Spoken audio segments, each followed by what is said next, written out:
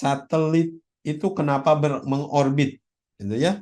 Jadi makanya ada two body problem. Jadi orbit satelit.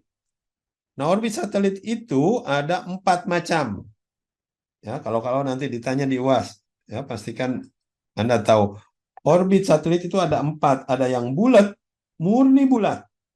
Ada yang benjol, elip.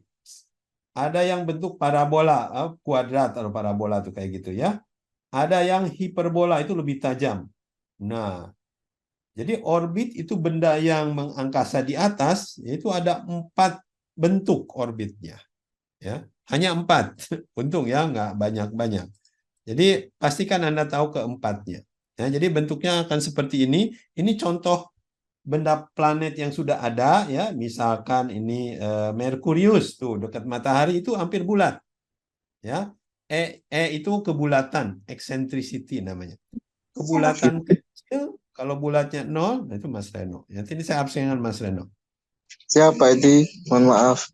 Ya, ingetin nanti saya ya. Setelah akhir ini saya absen lagi soalnya yang sesi kedua sekalian nanti sesi pertama diperbaiki.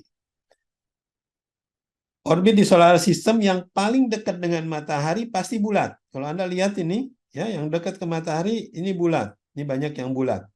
Jadi bulat itu kalau E-nya kecil, ini seperti Venus, Bumi, boleh dibilang cukup bulat, ya. Tapi yang ini yang agak jauh, nah ini komet nih, Icarus, Hale, ini lagi lebih hiperbola, ya. Jadi makin jauh ini kan pendatang nih, bukan anggota tata surya, dia hanya lewat matahari lalu terlempar lagi keluar.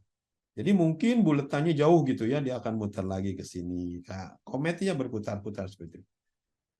Nah, kalau satelit kebanyakannya bulat dan elip. Ya, hanya 2 itu satelit utamanya. Yang parabola, yang hiperbola itu biasanya untuk pergi keluar planet yang lain. Kalau mau pindah orbit, ya biasanya dari elip 1 ingin pindah ke elip 2. Jadi misalkan satelit ini asalnya muter-muter di sini, ingin muternya jadi di sini, ya. Biasanya ditembakkan di sini, kasih tiupan, kasih gas atau kasih jet. Terus terbang ke sini. Nah, udah. Jadi punya elips yang kedua. Tembakin lagi, punya elips yang ketiga. Terus aja. Jadi setiap ditembak dia akan pindah elips. Itulah kelakuannya orbit itu ya, seperti itu. Makanya untuk pergi ke Mars itu atau pergi ke bulan itu harus beberapa kali tembakan. Tidak bisa garis lurus. Tembak lagi, tembak lagi, tembak lagi. Ya. Ini itu aja belajar nanti di GMAT, bakal apa kali tembakan bisa pindah ke orbit. Jadi ada 3 objektif yang ingin diketahui itu zaman dulu nih ya, sebelum ada komputer, ada yang namanya Kepler. Ya, mungkin pernah dengar namanya. Kepler itu lihat tuh ke atas pakai teropong, kok bulan itu orbitnya putar-putarnya begitu ya? Kok lihat matahari berputarnya begitu ya? Kok lihat Mars berputar? Jadi lihat planet-planet semua diukur sama dia ya. Bikin hukum ya kayak hukum Newton. Makanya ada hukum Kepler. Jadi dia itu nggak bikin hukum dari mengamati. Terus nanti ternyata bisa menurunkan persamaan matematikanya akhirnya. Ya. Nah, dari hukum itu dia bisa tahu berapa lama satu putaran itu. Ya, bulan mengelilingi bumi berapa lama satu putaran. Itu namanya period. Bumi mengelilingi matahari berapa lama satu putaran. Period. Ingin tahu. Jadi kalau kita punya satelit BRI ini, kalau Anda ditanya, BRI satu kali putaran berapa lama mengelilingi bumi? Nah, itu namanya periodnya. Terus Anda juga harus tahu kecepatannya. Satelit itu kecepatannya berapa ya? Ada yang tahu nggak satelit itu kecepatannya berapa? Pesawat kan katakanlah Mach 1 lah ya, 0,7 sebenarnya. 737 itu kecepatannya 800 km per jam. Kalau satelit Mach berapa? Ada yang tahu Mach? Mah 20. Wah, betul tuh. Ada yang sampai Mach 20, Mach 25, rata sekitar segitu ya. Jadi memang kecepatannya tinggi. Ya, jadi yang bisa anggap aja 20.000 gitu ya, kilometer per jam. Kecepatannya 20 kali 10 kali pesawat. Oke, lalu yang ketiga energinya. Kita ingin tahu satelit itu energinya berapa. Ya, sebenarnya kita semua sudah mempelajarinya pada saat SMA tuh. Di SMA itu ada atom, di dalam atom itu ada nukleus, terus ada elektron. Elektron itu kan berputar-putar mengelilingi pusat atom, terus saja berputar. Kadang-kadang dia pindah orbit, terus pindah orbit keluar, menjauh. Dapat energi, masuk lagi ke dalam.